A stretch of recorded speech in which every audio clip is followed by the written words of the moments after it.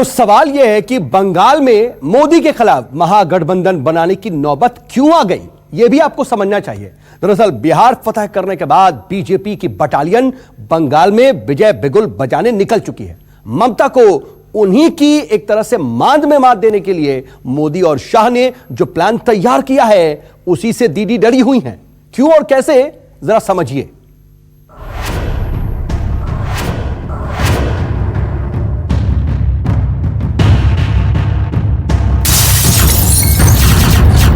ये दीदी के विनाश का जीता जाता स्मारक है। पेटीएम का उल्टा नाम क्या है? बच्चा लोग कहते, हम नहीं कहते। बच्चा लोग कहते पेटीएम कहते। पश्चिम बंगाल की स्पीड ब्रेकर दीदी चैन से सो नहीं पा रही है। बीजेपी छी छी छी छी छी छी, बीजेपी छी छी छी छी छी छी। ये बैटल ऑफ बंगाल का बहुत छोटा सा फ्लैशबैक है। अरे चुनाव आते हैं जाते हैं, सत्ता मिलती है चली जाती है, इतनी डरी क्यों हो रहे? बंगाल को आके आप अंगुली दिखाता है। बंगाल की लड़ाई अब और भी तेज और भी तीखी होने वाली है।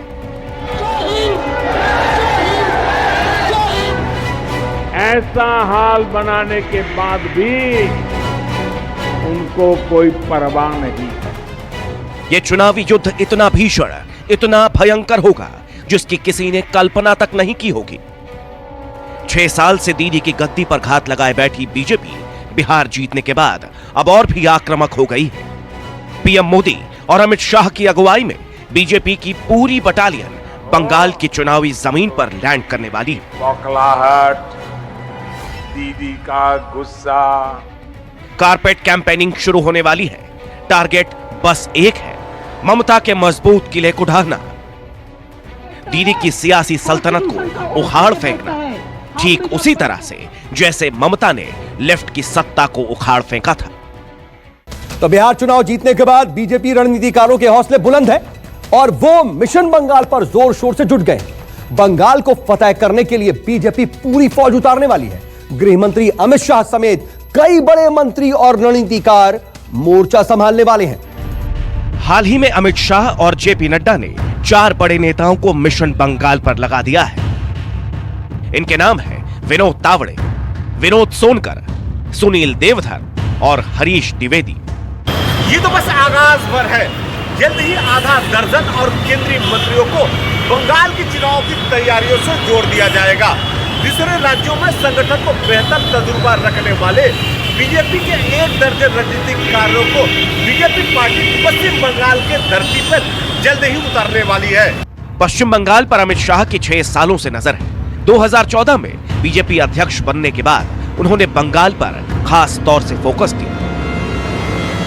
उन्होंने मध्य प्रदेश से पार्टी के सीनियर नेता कैलाश विजयवर्गीय को बंगाल का प्रभारी बनाया। मिशन बंगाल में बीजेपी के नेता और कार्यकर्ता ऐसे जुटे कि 2019 के लोकसभा चुनाव में बीजेपी बंगाल में दूसरे नंबर की पार्टी बन गई। लेकिन शाह एंड कंपनी को नंबर 1 बनना है, कोलकाता की रॉयटर्स बिल्डिंग पर कब्जा करना है। इसीलिए गृह मंत्री बनने के बाद भी अमित शाह अपना मिशन बंगाल भूले नहीं है। वो ममता के गढ़ में कमल खिलाने की मुहिम में लगातार जुटे हुए हैं।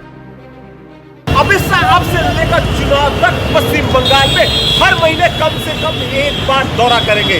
इस दौरान न सिर्फ चुनावी तैयारियों का जायजा लेंगे बल्कि बीजेपी पार्टी के इलेक्शन कैंपेन को किस तरह से धार दिया जाए इस पे भी ध्यान देंगे।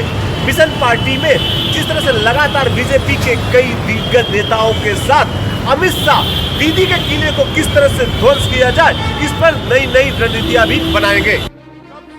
बंगाल चुनाव में बीजेपी की कमान सीधे अमित शाह संभाल रहे हैं। इसी सिलसिले में हफ्ते भर पहले उन्होंने 2 दिन का बंगाल दौरा भी किया था। अमित शाह जब भी बंगाल जाते हैं, एक तरफ बीजेपी कार्यकर्ताओं का हौसला बढ़ाते हैं, दूसरी ओर ममता सरकार पर प्रचंड प्रहार करते हैं। लंबे समय के 3 दशक के कम्युनिस्ट शासन से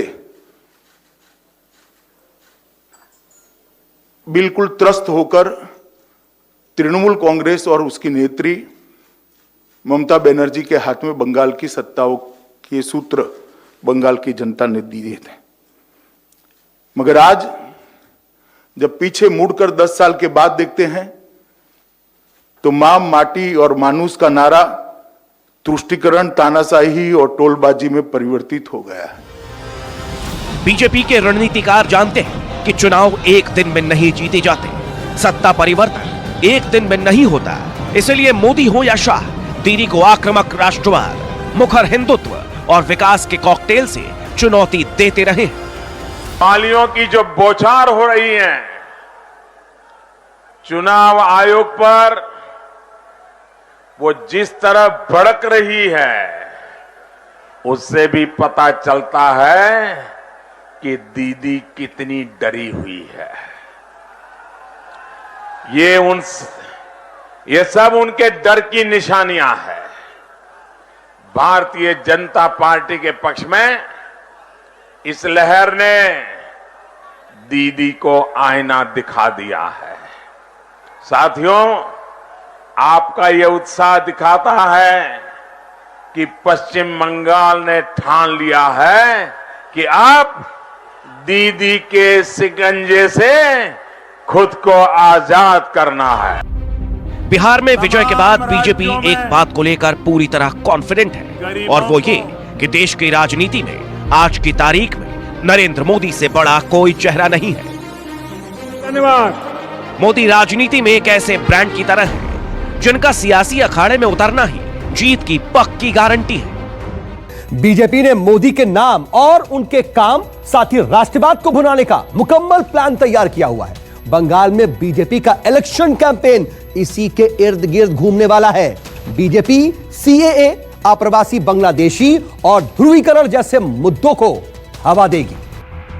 पार्टी राज्य में केंद्र की योजनाएं जैसे पीएम आवास योजना, पीएम किसान योजना, उज्ज्वला योजना, जनधन, कृषि बिल, मुद्रा लोन और कोरोना के लिए 20 लाख करोड़ रुपए के पैकेज का प्रचार प्रसार जोर शोर से करेगी। इसके अलावा पीएम मोदी की चुनावी रैलियों और चुनाव से ठीक पहले राज्य में कई स्कीम देने की योजना है। देखिए, किसी भी बड़े किले को ढहाने के लिए ना एक अच्छी रणनीति दरकार पड़ती है, और रणनीति को इम्प्लीमेंट करने के लिए मुझे लगता है कि रणनीतिकार होने चाहिए। तो इसलिए अमित शाह जी तो हमारे रणनीतिकार हैं, और अमित शाह जी जो भी टीम यहाँ लगाएंगे, हमें विश्वास है कि बंगाल के 10 करोड़ लोगों को हम इस जंगल राज से मुक्ति जरूर दिला पाएंगे। और बंगाल के कार्यकर्ताओं के तो मैं ये कह दूं कि अभी नहीं तो कभी नहीं, क्योंकि ये जो ममता की सरकार ये तुष्टीकरण में चरम पे पहुंच गई है, और यदि अभी बंगाल को हम फतेह नहीं कर पाए तो मुझे लगता है कि हम अगली बार ये बंगाल नहीं बांग्लादेश में परिणित हो जाएगा। बंगाल को जीतने के लिए अमित शाह लगे हैं, लेकिन बीजेपी के तमाम बड़े और दिग्गज नेता जमीन पर दिन रात मेहनत कर रहे हैं। तो पहला नाम है कैलाश विजयवर्गीय का। बीजेपी के राष्ट्रीय महासचिव और बंगाल के प्रभारी कैलाश विजयवर्गीय राज्य में 2015 से ही बेहद एक्टिव हैं। 2019 में उन्हें बड़ी कामयाबी भी मिली। लोकसभा चुनाव में उन्होंने पार्टी की झोली में 18 सीटें डाल दी। और दूसरे हैं मुकुल रॉय। कभी ममता बनर्जी के बेहद करीबी थे ये, पर अब टीएमसी के नेताओं को बीजेपी में शामिल करवा रहे हैं, और इसीलिए ममता के लिए इस वक्त ये सबसे बड़ी मुसीबत बने हुए हैं। वहीं तीसरे फाइटर की बात कर लीजिए अब, वो है राष्ट्रीय सह संगठन मंत्री शिव प्रकाश। ये बंगाल में लंबे समय से सक्रिय हैं।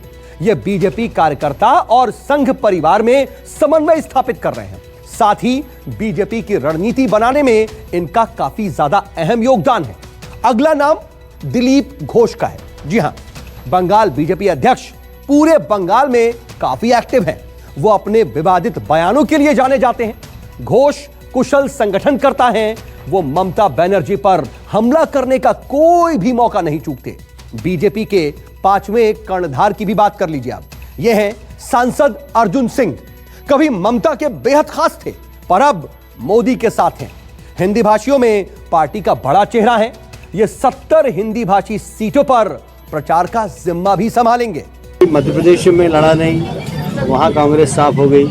कर्नाटक में मैं लड़ा नहीं, वहाँ कांग्रेस साफ हो गई। तेलंगाना में मैं लड़ा नहीं, वहाँ कांग्रेस साफ हो गई। गुजरात में मैं लड़ा नहीं, वहाँ कांग्रेस साफ हो गई। तो मेरे जाने से, मेरे आने से अगर फर्क पड़ता तो सब दूर पड़ता।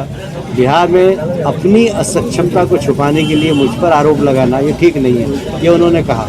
तो मुझे लगता है कि बंगाल में भी वो आएंगे तो सब अपने अपने तरीके से सक्षमता से लड़ें और वोट प्राप्त करें। हमें विश्वास है कि ओवैसी जी आए या नहीं आए, हमारी सरकार बनेगी। विजय वर्गीय जिस टारगेट +200 की बात कर रहे हैं उसे सेट किया है खुद अमित शाह ने। तो मैदान तैयार है, पिच रेडी है, बस बीजेपी की बैटिंग शुरू होने वाली है। ऐसी बैटिंग जो अब तक किसी भी सियासी दल ने नहीं की होगी। अब देखने वाली बात यह होगी कि मोदी और शाह की बैटिंग से ममता बनर्जी पार पाती हैं या नहीं। दीदी का गुस्सा। Bureau report, news 24। तो बीजेपी और एनडीए ने जिस तरीके से बिहार में अपने सारे घोड़े खोल दिए थे और उससे बड़ी अब लड़ाई बंगाल में है, तो पूरी कोशिश अब बंगाल के लिए भी वही है। नमस्कार, मैं हूं मानक गुप्ता। अगर आपको हमारा ये वीडियो पसंद आया हो तो इसे लाइक और शेयर जरूर करें और हां, हमें सब्सक्राइब और फॉलो करना ना भूलें ताकि आप देश और दुनिया की कोई खबर मिस ना करें। तो जुड़े रहिए हमारे साथ और देखते रहिए न्यूज़ 24।